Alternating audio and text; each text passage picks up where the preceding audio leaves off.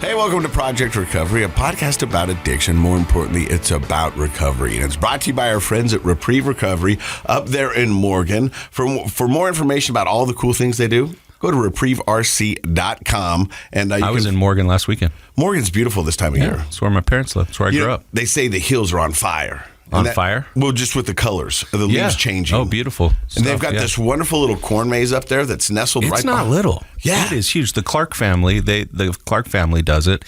And it is, if you've never seen an aerial view of this thing, it's computerized, the way they cut the maze. And Most it's of them always are. a different theme, but it's huge. It's fun. Like currently right now, you can get lost in, who's the guy, Rachel, you might be able to figure out, Luke Bryan. You can get lost in Luke Bryan's nose in Lehigh.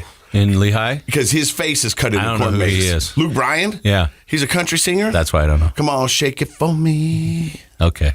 That's all I got. But I was cut into a corn maze at one point when I worked for Channel 2. Yep. What? But yeah, that's an amazing thing. And I went up there and did a live TV show at the corn maze in Morgan. Yeah. And we talked about you. Did you? Yeah, because you're a Morganite. That's right. And I was like, I DJ'd Matt's wedding. And he goes, Right here in Morgan. Matt got married? And I was like, yeah. Yeah. And they were like, we didn't even know Matt got divorced. Well, I was like, I guess I don't keep up with everybody. I was like, you should probably check in on Matt. Yeah. Because Matt's winning right now. Yeah, I'm definitely winning. Matt's killing it. Yeah. But it's a cool place. And what a great place to begin your road to recovery. All female facility. Yep. And so, we've talked about that last week and how important it is. And I tell people, and it doesn't always hit home, but picking a recovery center is kind of like picking a pair of pants. It's got to fit just right. Yeah. And when you do, you're like, yes, I get it. This makes sense. Where can I get more of these? Well, I'd give them a call if you're thinking about it. Yeah, or check them out online. They'll tell you all about the program and see if it's a good fit for you or your loved one. Well, I want to get to my colonoscopy, but before we do that, I know you've got some real information, some doctors type stuff. Well, sort of, yeah. Okay, what is it? I did a collab. Is that what the kids call it? Oh, yeah, a collaboration. Yeah, there you go. That's what it's short for. Yeah, with my good buddy Matt Mateus. And he is one of the founders of a company called Super Tape. And what they specialize in is helping new bands and older bands kind of up their game with like websites and media production. But he does a really cool thing on their YouTube channel where he puts out these 5-minute videos trying to help musicians with different problems that they have. So if you're a struggling musician, you can go there and look at Matt's different videos. Like what kind of problems would struggling musicians have? Funny you should ask. He and I talked about, spent an afternoon talking about what is commonly called stage fright. We would call it performance anxiety in psychology. And he created a video, which is just really excellent. He's an excellent musician himself and a great speaker. And it goes through all of the things we talked about and some other information about stage fright or performance anxiety. And the reason I bring it up today is because we've talked a lot about how we've had musicians on this show. We've talked about how anxiety is often a precursor to addiction. Yes. Right? And a lot of performers of any type, whether it's sports, even in politics, people on the news, musicians, actors, they struggle with anxiety and they want to perform. And often they turn to drugs or alcohol in order to calm themselves down. Or give them the courage. Yeah. I guess I'll just say my wife's ex-husband, who's still a good friend. We love him. And he was a drummer for a very famous punk band. And he kind of quit doing all that performing because of his substance abuse that he's now clean and sober for, 25 years or something. But he quit doing that because that's the only way he could get over it to perform. And I think there's a lot of performers that I've worked with, same sort of thing. They're tempted to get high or drunk before they go on stage to reduce that anxiety. So I'm going to have Josh put a link to the collab that we did on YouTube with Matt Mateus and Super Tape, and I think you can just check it out. It's only 5 minutes, but it's just packed with pretty much everything you need to know to help yourself with performance anxiety. Well, one of the biggest fears or phobias that I think most people have is public speaking. And I think it starts at a young age, even in elementary school. It's often listed as number one, which where people don't want to speak up. And so a lot of times they suffer in silence, or they don't get their voice heard because they're too afraid to stand up. I can tell you now, when people go, how did you get this job? The job that I have talking on TV is that I was just dumb enough to stand up and say, I think I can do it. Yeah. I mean, I really didn't have any other thing besides that. I was like, well, yeah, I'll give it a shot. Yeah. You know what? Yeah. Well, I think a lot of people would like to do radio, do podcasting, do TV, try their hand at that, but their performance anxiety gets in the way. Yeah. I also think people are getting a lot better because kids grow up now with a phone in their hand. There is always a camera on you. There is always a live mic. There is always something going on. So I think you're getting a lot more people talented who are standing up and doing it, but I still think it's a big fear for a lot of people. Yeah, definitely. And so if we can learn some tools and tricks of how to lessen that anxiety, I think that would be a bonus. Well, then take 5 minutes, watch this video. He's a tremendous talent. We'll have a link on our Facebook page and our Instagram. Yep. So do you think it was weird that I brought my colonoscopy guy a set of flowers? I felt it was a little intimate. Well, it's going to get intimate. So. That's why I thought. You know what I mean? I was like, you're going to see parts of my body that I haven't even seen. I want to know, had anyone ever brought him flowers before? No, I was the first. Okay. And it was a wonderful... nice bouquet of... Yeah, I mean, there were some summer flowers in there. Pre-camera work flowers. Yeah. And so I went in and got a colonoscopy. But this was live on TV. I want everyone to know that this wasn't like everyone else's colonoscopy. I had to do most of my teases from behind a bathroom door. They call it a night of 1,000 waterfalls. Did you? Yeah. Did you have the gown that ties up and back? Yeah. And so I bet you liked wearing that.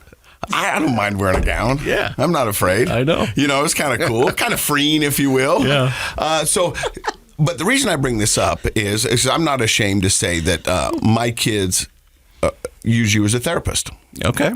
And Presley had told me that she had talked to you about the fear of me not maintaining my health and making sure it was okay. Oh, she told you that, huh? Yeah. And she says, Dr. Matt, I told him about this, and it would mean the world to me, Dad, if you'd get a colonoscopy. And I said, honey, good for her. No problem. Good. And so she was really the one that kind of spurred this on. Yeah. Well, they say you're supposed to get it at 45 now. Yeah. And it used to be 50. Yeah. How old are you? I'm 50. I know. And so I was 5 years late. Yeah. Good news is it's clean as a whistle. Good. No polyps. Everything is good. Everything's great? Everything's great. He said, see you in 10 years. 10? 10 years. I thought it was 7 was the max. He said, see you in 10. Oh, you must have been really clean. Yeah. Good for you. I got a little diverticulitis. Yeah. But that's common, I guess, in men my age. Sure. Which I wasn't okay with hearing that phrase. Yeah. He goes, it's pretty common in men your age. I was like, what do you mean, men my age? Old guys. That's what he meant. That's what he meant. And everything was good. And then at the very end, I was like, so if we see each other in the Smiths at Farmington, are we okay to look at each other? And he's like, yeah. I was like, cool. I just didn't know how to act. You know how that went, huh? Yeah. One date and that's it. And yeah. And then the next day, I went to the dentist. Wow. One end to the other, huh? Yeah. All right. And everything's good. Up there too? Yeah. Hey, I went to the dentist this week. Yeah. Guess how many cavities I had? How many? 0. Me too. I never have cavities. Really? Never. And I got a sweet tooth. Yeah, you do. So, yeah. Oh, you're cleaned out front to bottom, top to bottom, all that stuff. From the rooter to the tutor. There you go. Yeah. I knew you'd say it better than me. Yeah. Everything's good, bro. But were you worried? A little bit.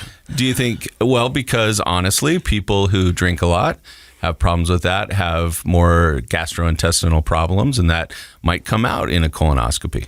And to be honest with you, I think a lot of things I was scared of, and it was kind of like my recovery.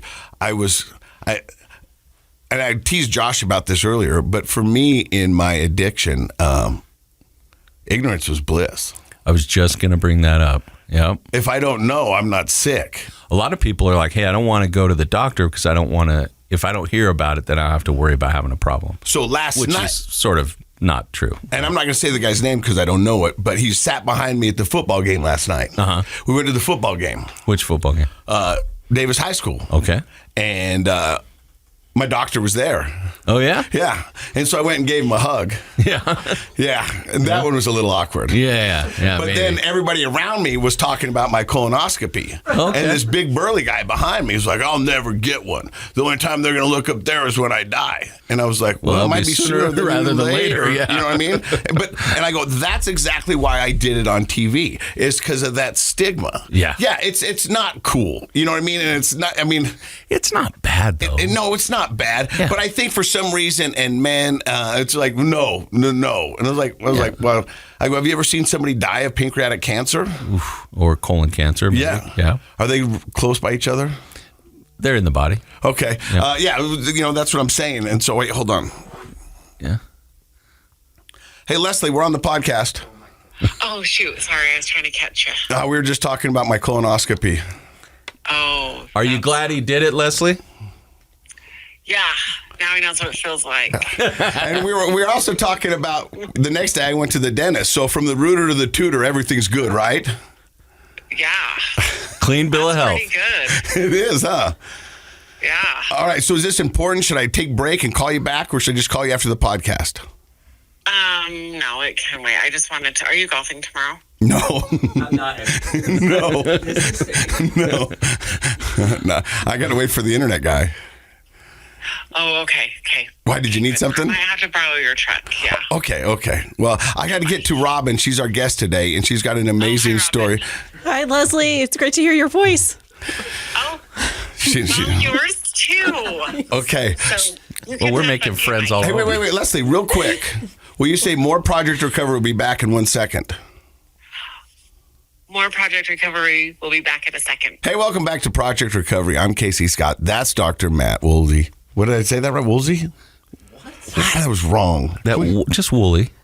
Why did I say Woolsey? I don't know. I don't think you did. At first, you just rolled it and sounded drunk. You said Wooly. But I'm not. And then you said Woolsey. 100% sober. You're just guessing now. High on life, if you will. We've been friends for what, 10 minutes? Yeah. Yeah. Our guest today is Rachel Patfield, and I've known Robin for probably over a year, maybe year and a half. And I've ran into her at different events. You like her a lot because you got her name right. Throughout the year. Yeah. I saw her at FDR where she came up. She goes, I'm a big fan of the podcast. I'd love to be on the podcast. And I was like, we'll get you on. We love FTR. And then I ran into her at Orem at a grand opening of a Minky store. Oh. And then I ran into her at Weber State game. Yeah? And Man, you get around. I called her like 2 weeks ago and I said, hey, can you be on the podcast? And she goes, I can't. I'm currently in Florida right now preparing for the hurricane. Okay. Wow. True story, huh? I'm excited to hear this. And yeah. Yeah. And she goes, but when I get back, I'd love to be on the podcast. People usually leave when there's a hurricane instead of going to it. But you I'm were sure right there's in the path of the hurricane, but you still got some bad weather. Yep. And so did you go down there just for that, or did that just happen to coincide? So I grew up in Florida, and my parents lived there. So I had planned a trip there months ago, but the storm just happened to happen. And while I was everything's there. okay? Everything's okay. And so you, how many hurricanes have you been through? A few, but they're in Gainesville, which is in the middle of the state. Okay. So fortunately, not safer. ever. Yeah. What do very you safe. think's worse, enduring a hurricane or an addiction? Oh, definitely addiction. So let's find out about your addiction and how you came to be on the podcast. Where does the story of Rachel Patfield begin? All right. Well, just let me start by saying I'm honored to be here, and I have been talking to you about this for a while, and it's amazing to be here with you in person. So thank you for having me on. I mean, it was cool because she came in and she's like, that's Josh. I want to hear more from Josh. Oh, there's Dr. Matt. This is the studio. And so you really You guys are celebrities. to You me. are really a fan of the podcast. A huge fan. How did you that's first hear wonderful. about the podcast? I've been listening since you started. Really? Yeah, I'm not sure I've listened to every single one, but since early days. Wow. I saw you speak not long after you got sober at an event, and I had a little over a year. I'm about a year Ahead of me. you, and you cried at that, and I cried, and I think I just felt this connection to you at that event. You were giving away some stuff. I forget where it even. I think it was up in Ogden, and I've just followed you. I've just Well, thank you. Yeah. Oh, my God. That makes me feel... I've felt Yeah, definitely. What's the opposite of addiction? Connection. There you go. Yeah, We've got it. Exactly. We do. And I just turned 50 in August. So Have you had your colonoscopy? I've been telling her to get one. So And this is about Rachel. I've been encouraging her too. I'm like, this is so important. It seems like Dr. Matt's the colonoscopy whisperer. So if you go tell him, then it'll happen. It'll happen. Yeah. Yeah. Yep, you've told me now. It's definitely, I will get it done. It's a hot topic. There you go. So- Figuratively and literally. Right. Right? True. So let's get back on track. Okay. So grew up in Florida. And I think just kind of early days of addiction stuff was around a lot of drinking, a pretty big drinking culture. And went pretty hard with drinking early days. So definitely drank to get drunk. I went to frat parties in high school, that there's just such a culture there of drinking. And then I had an experience pretty early on that I wanted to share with you, and I talked to Rachel about this too. I had this amazing opportunity to be an exchange student in high school in Mexico. It was incredible. I lived with this family. I was fully immersed. I learned Spanish fluently at the time. It was a really incredible experience to have, but I was very heavily drinking while I was there because I easily could at the age of 17.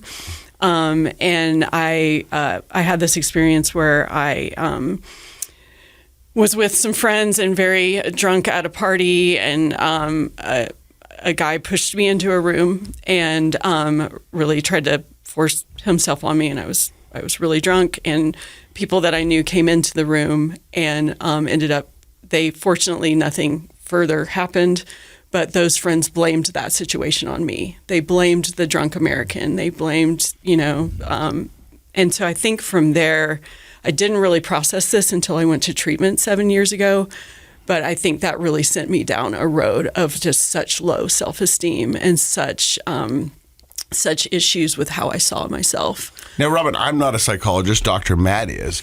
But, I mean, that sounds like trauma. You know what I mean? At that young age, you probably don't recognize it as trauma or understand the impact that it might have on you. But now that you're 7 years sober, looking back, you can tell that was traumatizing, that moment right there impacted your life. So the victim blaming that was happening there probably made it what we would call complicated trauma, in the sense that there was, the trauma of being assaulted, even though it didn't go as far as it might have.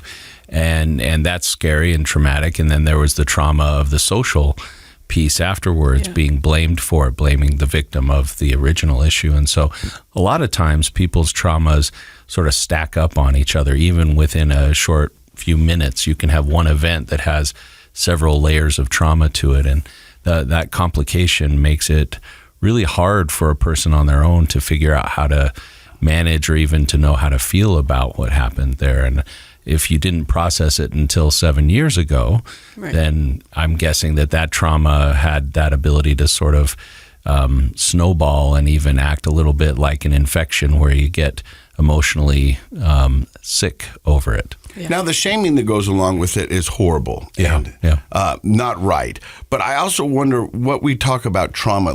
Do people, what's traumatic to me might not be traumatic to you, but It doesn't mean my trauma is not painful and hurtful to me. Do you know what I mean? So a lot of times people will be like, well, that doesn't really seem like that traumatic or Well, trauma, a couple of thoughts. One is trauma has a lot to do with your perception of what happened, or what whether it was to you, or you can be traumatized by seeing other people have traumatic events. And so, yes, your perception. And that's even complicated in the sense that your, age, feelings of vulnerability, feelings of confidence. Yeah, if you lack confidence, if you feel, out of control like you might when you're intoxicated, there's a lot of factors that might go into a situation being traumatic to an individual person.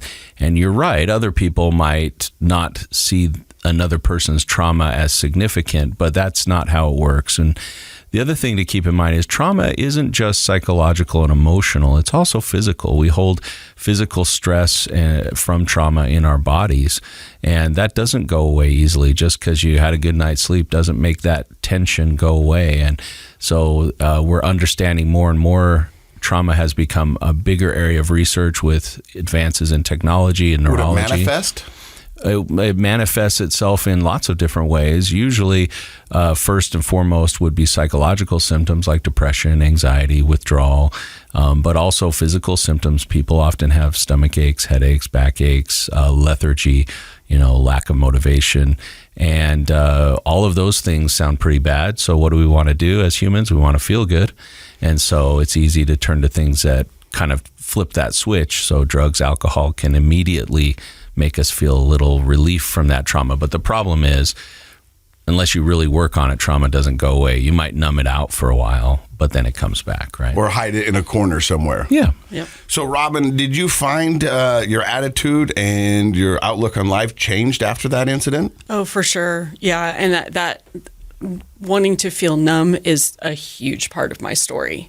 And that's just ongoing through all of my active addiction, for sure. Now, when you first got into alcohol, well, you said the early days. I'm curious, how young were you when you had your first drink? I would say 16.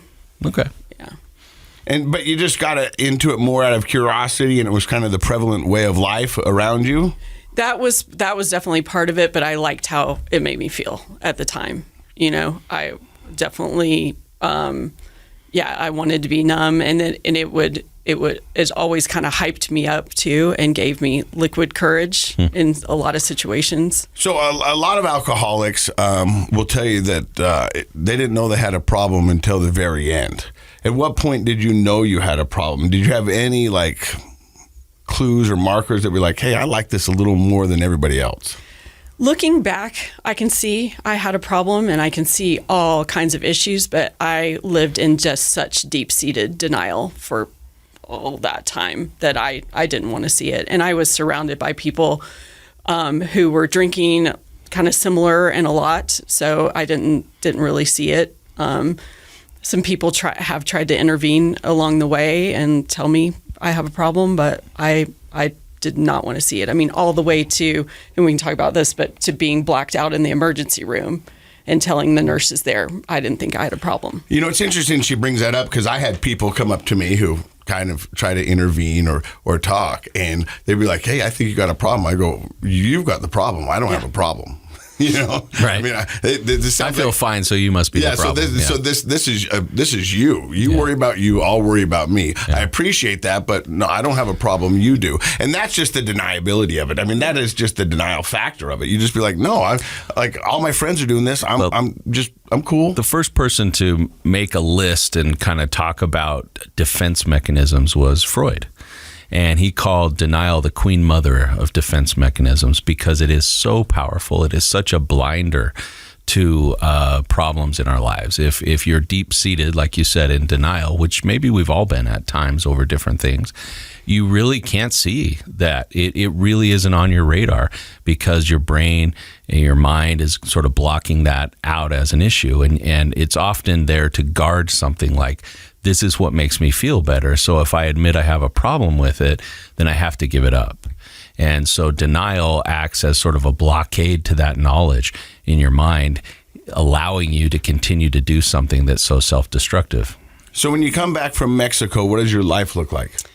Yeah, I definitely. So I finished up high school, but just kept drinking. Were you a weekend warrior, or were you doing it throughout the week? Anytime I could get a hold of something, I would do it. Yeah, but I mostly a weekend warrior at that point. Yeah. And then left to go to college. I went to Northern Arizona University in Flagstaff. I got away from Florida. And that's pretty far from Florida. They don't party there. Yeah. And so, I headed to Arizona. And was the culture different at all? Yeah, it was. But still pretty heavy drinking situation. Like I remember jogging on campus and running into some friends, and they were like, "You smell like a brewery," and I'm out like running, So I mean, I just definitely kept sweating it out, and I definitely did some stuff, pretty destructive stuff along the way too. I was very much a heavy drinker on an empty stomach, and just wouldn't eat and those kind of things, so that it would hit close harder. That's the story we tell ourselves. Is like, I'll get drunker quicker on an empty stomach. Yeah. Yeah. Oh yeah. And which is just crazy. Well, I mean, there's some truth to that. There is some truth to that, and there's other things like, and I can tell you from experience, is that if I've got a choice between buying alcohol or buying food, I'm buying alcohol. Yeah. Oh, yeah. You know what I mean? And when I'm in college and I'm on a limited budget, I don't have a ton of money. And so I've either got $7 for like a Happy Meal or a 12-pack. I'm going with a 12-pack. 12-pack. And I go with a 12-pack. Find food where you can, right? Yeah. Well, last week we talked a little bit about like 6 signs, warnings that, one of them is planning around you. You plan your whole day around the alcohol. So like, I'm going to sweat it out or so I can have more, or I'm going to drink it on an empty stomach so it hits harder. Where am I going to get it? When am I going to get it? But it's also the lies we tell ourselves, because as avid partiers, we were like, alcoholics don't run 3 miles a day. Right.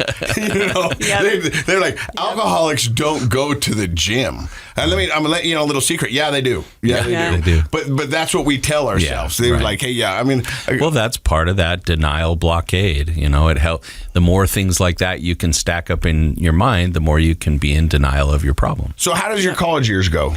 So they honestly went well overall. I did a 4-year program in 5 years, which is pretty standard. Yeah. I actually really loved Flagstaff, and I met Rachel's dad, my ex-husband, there, and we got married right after I graduated. And then moved to San Francisco, the Bay Area. Did Rachel's dad party? Mm-hmm. And but you guys never had that conversation that one of you guys partied harder? Because normally in a couple relationship, usually one party's harder than the other. And the people are like, hey, I know from my experience, that's what it was. Yeah. But I don't know, was that for you? Most of the time we were like pretty well matched. We're both addicts. Yeah. So we were neck and neck until some things got worse later. So you moved to San Francisco. So we moved to San Francisco, and just from early days, I knew we were just in above our heads, mostly financially. Like, it was just crazy to live there. And as much as I love the culture, loved everything about the Bay Area, it was just a hard and stressful place to live. And now you add stress and financial, all that on there. That's another reason too. Right. We were totally out of our league trying to afford to live there as much as we wanted to be there.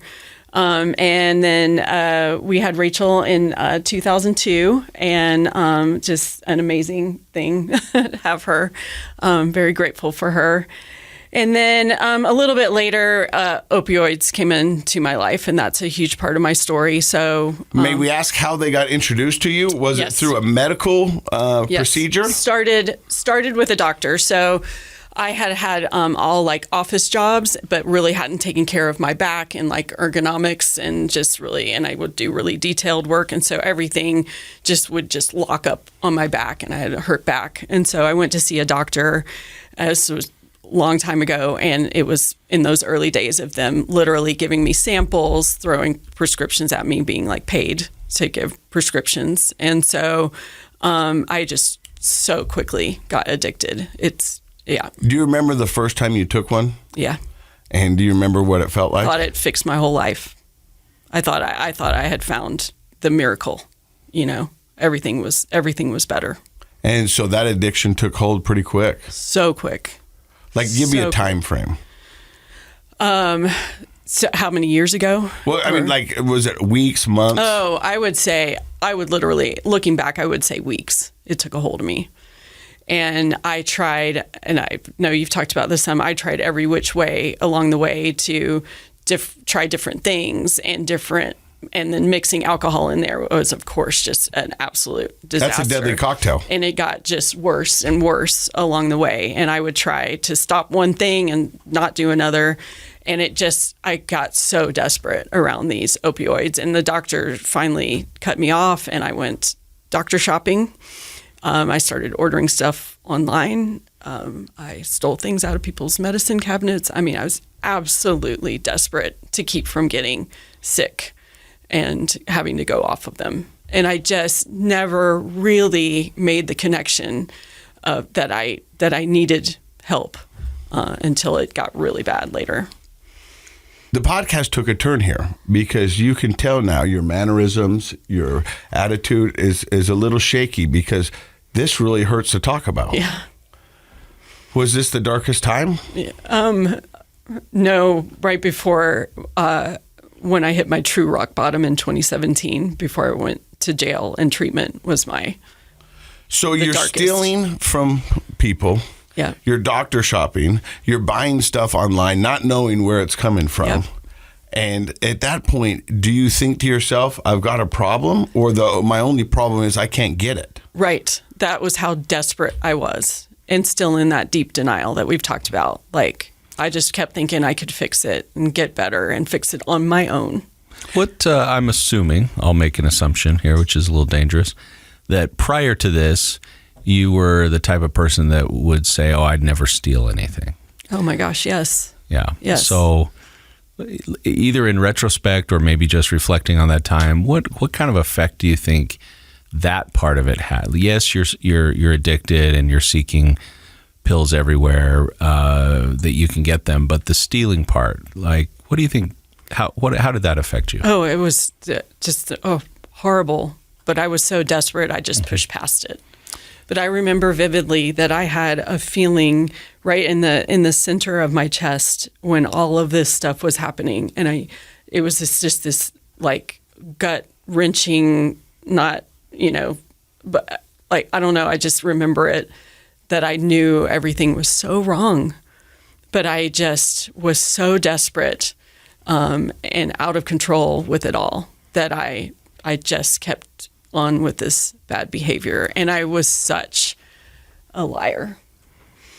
I got really good at keeping it from everybody. And part of the reason I bring that up is I think that in talking with people that when we violate our personal sense of morality, stealing, lying, these things that we don't consider a part of who we are before we start doing them, I think that is one of the most destructive things that keeps that cycle of use going.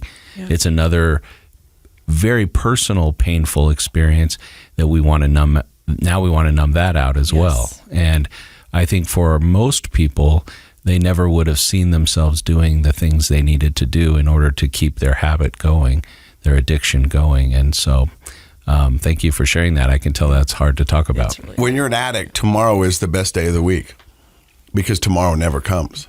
And you say, if I can just get through today, I'll fix this tomorrow. Yeah. If I can just have one more hit, I will fix this tomorrow. And so the tomorrow is your favorite day of the week because you know deep down that tomorrow's never coming. And you're going to do whatever you can, and you're going to say whatever you can, and you're going to manipulate whatever needs to be manipulated to get to tomorrow. Yeah. Because you know damn well that tomorrow's never going to come. Does that resonate with you? Oh, for sure. 100%. Now, Robin, when you said you lied a lot, you looked directly over to your daughter. Yeah. I'm thinking that probably took some toll on your relationship. Oh, yeah. Big time. So when you're doctor shopping and you're doing things that you don't think you'd ever be doing, does your world start to crumble around you, or are you still piecing it together? Yeah, definitely. So in 2014, my husband and I, we broke up, and Rachel and I moved out here to Salt Lake. My parents had a place we could stay, and have been incredibly helpful in getting us, helping me have a fresh start out here. But I was not ready at the time, and things actually got worse once we moved out here. You would have been, 11 at the time, the 12? Yeah, I just turned 12. So, and I just went further downhill. So that my behavior has taken took a huge toll on our relationship. And that spiral of going even more downward, losing jobs, not being able to keep it together. And your letter that Presley wrote really resonated with me. I listened to it again recently, like picking fights. And we had a whole role reversal thing where Rachel, at such a young age, was taking care of me, taking care of herself. She would put me to bed. I just got chills because Rachel, I thought back to my daughter's letter, and she said arguing with a drunk is the worst thing ever. Mm-hmm. And you've had to live that. Mm-hmm. We're going to hear from you here in just a second, but I want to find out, where does your rock bottom go? Right. So it was three-ish years of getting just worse and worse here in Salt Lake. And then on the late June of 2017, I had unfortunately a typical day of popping pills and drinking. And I made the terrible decision to also take an Ambien on top of that to try to sleep.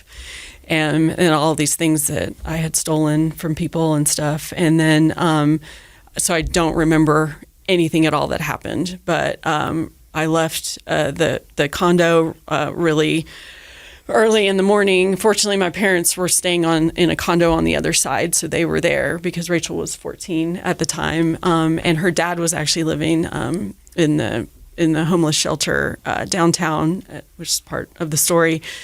And I went to actually try to find him. I don't know really what was going on with that, to be honest, but that he and I were kind of off and on fighting, and he was in and out. And I drove downtown, and I hit a tree down there, but I also hit someone. Fortunately, they were not hurt, but just the thought of that, my gosh.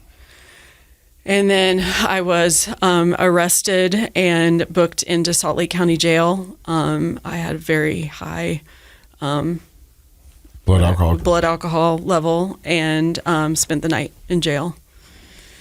So that was my true rock bottom, waking up in jail. And I just thought, and I was so sick too, right? I was in one of the holding cells and I was so sick, and I just knew. And that gut feeling I told you about, like pretty much taken over my whole body at that point. So you wake up in jail, you're hungover, you're dope sick, you're looking at charges. Yep. And where do you go from there? Right. So very fortunately, my parents bailed me out. I look back on that and I'm like, they could have just left me there. Josh appreciates you not swearing. Yes, I'm working on it, Josh. It's not always easy. Here we go. So they fortunately bailed me out, but I had like smashed my phone and I didn't have all my stuff with me. So I actually, after they bailed me out, I walked out of Salt Lake County Jail, somehow got myself to Trax and got home. We had a place in the Avenues, and I walked in the door, and the look on Rachel's face was one of the hardest things I've ever experienced in my life. And so my family then led by my brother. I have one older brother, and led by my brother, did an intervention at that time. And we're just like, we're done with you, because there's kind of more to the history. I had been, like I mentioned earlier, in and out of emergency rooms with blackouts. I had actually done outpatient at Odyssey House at one point, just to more, but all to appease the family. Sure. It was all just, let me show them I'm doing this, but I don't really have a problem, right? And so finally I walk in and I have this intervention, and my brother could look through my computer and could see how much contact I'd had with her dad and how toxic everything was and just how bad things had gotten. Did you sit down and everybody read letters? They did not read letters, but everyone kind of went around and said that something needed to happen and that I needed to go to treatment. And that was when Rachel finally spoke up. She had really been quiet about all of this, and she had been so protective of me. And she had even lied for me at least like once or so. And she finally spoke up and said, I believe something like, something's got to change. You need help. And that just hit me like a ton of bricks. And I remember I just was like, I was mad at my brother for going through all my stuff, which is just ridiculous. But it was just easier to be mad at that time, I think. But I was just like, okay, and so we all did some research. I was really, really sick for the next few days, but then we found Aqua Recovery in Midway. And that was where I went for 45 days. And set me down the path that I'm on now. So, amazing story. And Rachel, you are so strong and so wonderful. Thanks. And I can't wait to talk to you in just a second.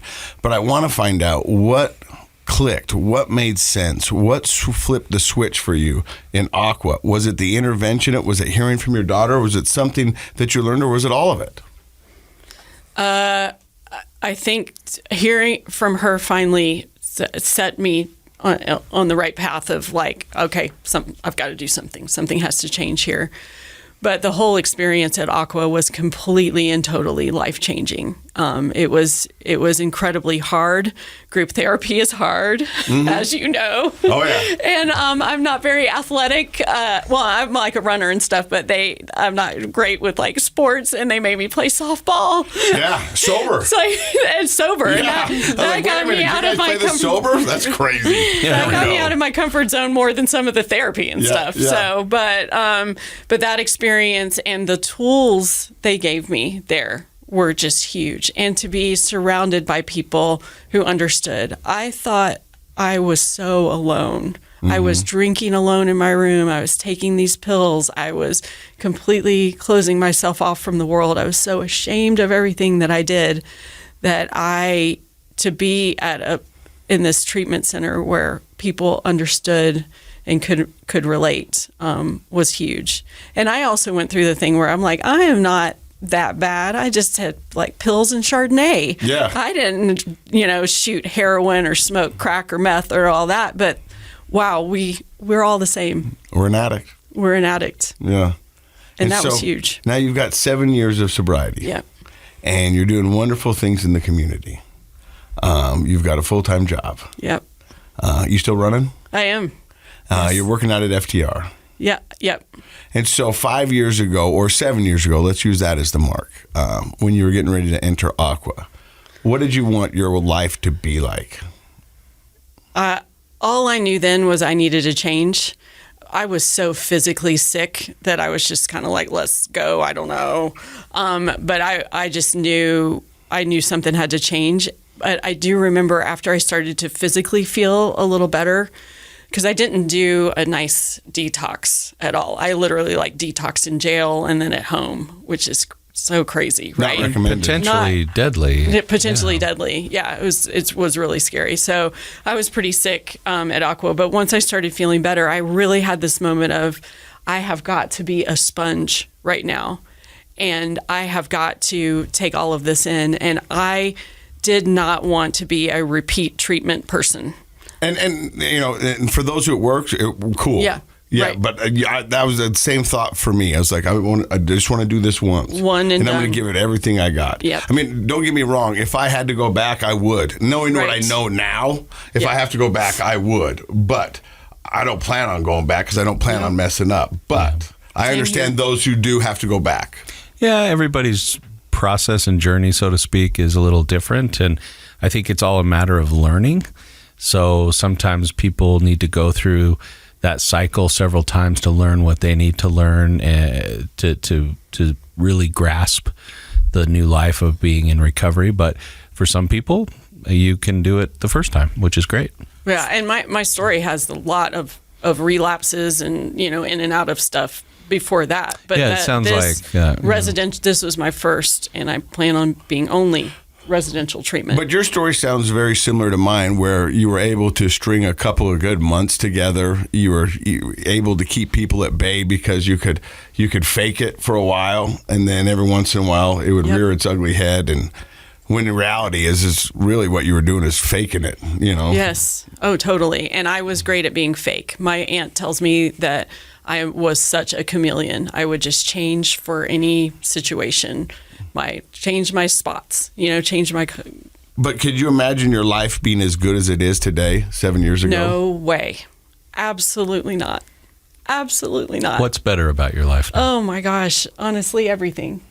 Everything. My relationship with Rachel has been healed, which I really, honestly, I cried about that my whole first week of treatment, pretty much the whole time in treatment, was that I really felt like I had lost her and it was irreparable, and she means everything to me. And so I heard two things in treatment that I thought have been so helpful with her is stop saying you're sorry and show you're sorry. Live that amends. Right? She doesn't want to hear me say, especially straight out of treatment, every 5 minutes, I'm sorry. And when you're in love with an alcoholic or a substance abuser, you hear sorry a lot. You do. And it actually becomes a trigger, because in the beginning, the first time a partner or a family member hears sorry, it's hopeful. it's like, oh, okay, great, things are going to be different, and then it's not. And then you hear sorry again, and your hope is, okay, maybe it'll be this time. Eventually, sorry starts to trigger bad feelings and feelings of being let down and disappointed. And so you're right. The healthiest thing to do is put your money where your mouth is and start being sorry, acting sorry, doing the reparative work and not saying it so much. And then what was the second thing? The second thing was, oh my gosh, I'm going You're okay. blank real quick. I'm sorry. No, the second thing was, and it's okay. Don't be, please. Oh my gosh, Casey. The second thing was, oh my gosh, it popped back out of my head again, It'll you happen. troublemaker. Okay. Well, let's have you switch seats with Rachel Okay. real quick. And I want to talk to Rachel. Or she could just slide. Rachel could just bring You her want to chair. come in, Rach? Come on in. Sure. I'm over here and snuggle. Oh goodness, I'm attached. Oh, the second thing was about active listening. Okay. So really not trying to talk over her, not trying to give her a ton of advice, not trying to tell her all the great things I'm doing, but to really be quiet with her and let her speak. when Yeah. she's ready. So active listening, or sometimes called reflective listening, is a hallmark of healthy relationships. So people who have good relationships don't even usually realize they're doing it, because otherwise the alternative is that person who's always waiting for you to take a breath, and then they talk over you and they're not really listening. But if you really want to make somebody feel validated and appreciated and loved, active listening is a good skill. Which one? I don't have that very well. You don't have that very well? Is that what you're saying? Yeah. And English is not my first language. No, I'm not a good active listener, because in my line of work and what I do kind of through the podcast and TV, I'm always looking to where I'm going to take the conversation next. So I need to be better at being present In your personal life. In my personal life. But on air, it works. Yeah, on air it does work. Right. Yeah, you couldn't do a whole lot of reflective listening on air. No. Like I did. They don't give me that much time.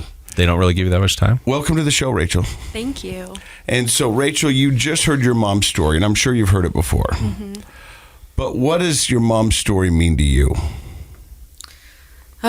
Well, now I feel like I have a very different relationship with her story than I used to, and it's healing to hear it now. I think it was just like all that time is such a blur to me. I think like subconsciously or consciously, like I've blocked a lot of that out. But I think it's like really important for me to think about it too, and think about where we are now is like huge. Can I ask you a personal question? Of course, yeah. Have you seen, or are you seeing a therapist to deal with Yeah. your trauma that you went through? Yeah, I've actually like been seeing the same therapist for 7 years now, and I saw her consistently about every 2 weeks for years, and I still see her like every few weeks or so. So now we heard from your mom what it was like for her in active addiction. Mm-hmm. What was your life like in your mom's active addiction? Yeah, I mean, I feel like the big theme of this all is like so much like lying and deception, for me and from everyone. And like she said, I like lied a lot to protect her, and I just felt like we were sort of in this like little bubble together. And of course, It was you against the world. yeah, and I was dealing with both my parents' addictions, which was like so difficult. But just so much lying, and it was so interesting. Like it's so interesting to think about it now, because I didn't know what addiction looked like when I was a kid. I didn't like know what that was, that this was a problem. There was just like so much drinking all the time, with like a lot of our friends, so it was just kind of normal. And now I can think about it and think about all these years like leading up to it, and it makes a lot of sense. But I forgot what I was saying, sorry. For Mother like daughter. yeah. It's okay. So tell me. I had a good train of thought and I lost it. I'm sorry. That's all right. It happens. No, we're okay. Sorry. No. So how did your mom help rebuild the relationship?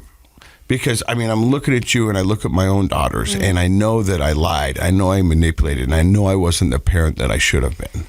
And I hope to God that they would forgive me and give me a second chance. And by the graces of God, they have. And I think our relationship is stronger because of what we've gone through. But I know, Robin, and you might feel the same thing as a parent, I wish I never had to take my kids along that journey. But I know for the fact that they went through this, they're going to be more loving, more empathetic, more understanding because of it. Do you feel like you gained anything from your mother's addiction? Oh, yeah, absolutely. I mean, just like so much empathy. And I think from seeing how dark it got, like to now where our relationship is, I like would have never imagined that. I never thought like we would like fight a lot when she was in addiction, and I felt like she wasn't like listening to what I would say, and that had just never been our relationship before. And so now I feel like we're in this just like beautiful place where I can understand her, and I feel like there's so much like open communication and honesty with her that's amazing.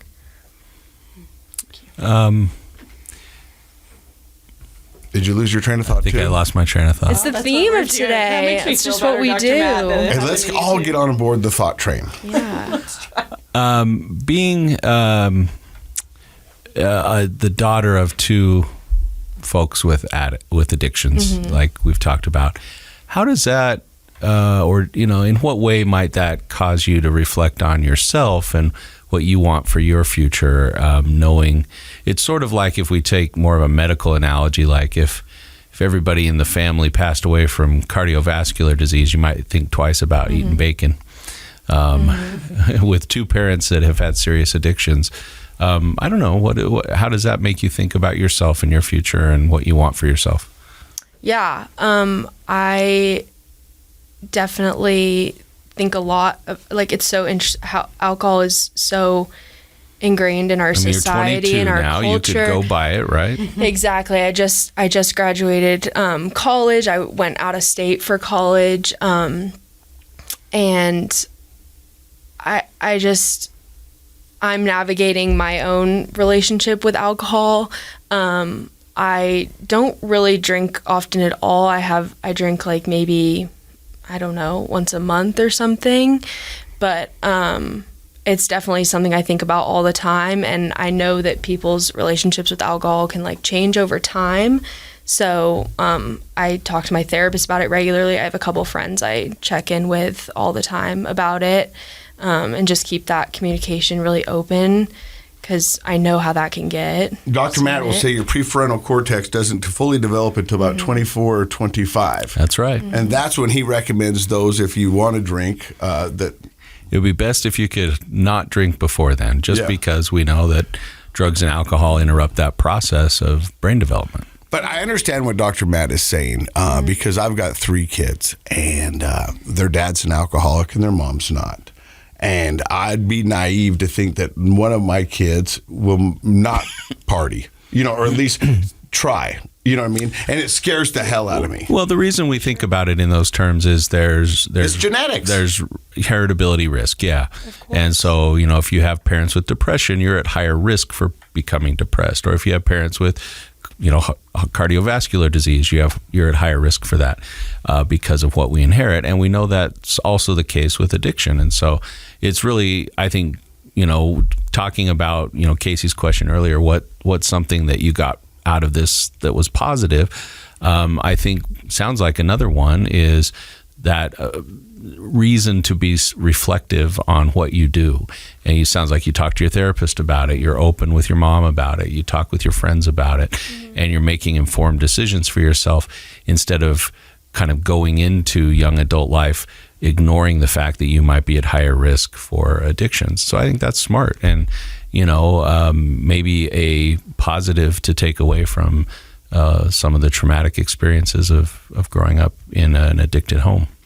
The 2 things that I think that cut through most to me on this podcast is One, what Dr. Matt just said is the open communication. Like when me and your mother, or even Dr. Matt, when people first got into drinking or partying or whatever it is, there's not a school. No self-reflection. There's no self-reflection, and it's just all trial by error. Yeah. You know what I mean? And nobody knows. And you're at that age where you never think anything bad's going to happen to you. But nobody really has an open conversation about it either. It's not like, hey, I'm going to my first frat party, Dad. Do we have alcoholism in our family? Right, yeah. You know what I mean? That's never happened. Nobody has that. Yeah. But here you've got Rachel who's... But there's research. That's why you see those billboards that talk to your children about alcohol. There's actual research. That's not just a good idea, but there's research on it that somebody who's a teenager or a young adult and has never had that conversation, they're much more likely to jump in and do things that are unsafe and potentially more harmful to them if they don't know that they have alcoholism or other addictions in their family. Rachel's going into life with situations and information behind her. Yeah. So she's able to make better decisions. Empowerment. Well-informed decisions. Yeah. And it's not to say that it's going to change her decision, because it's Rachel's life and Rachel's going to do what Rachel wants to do.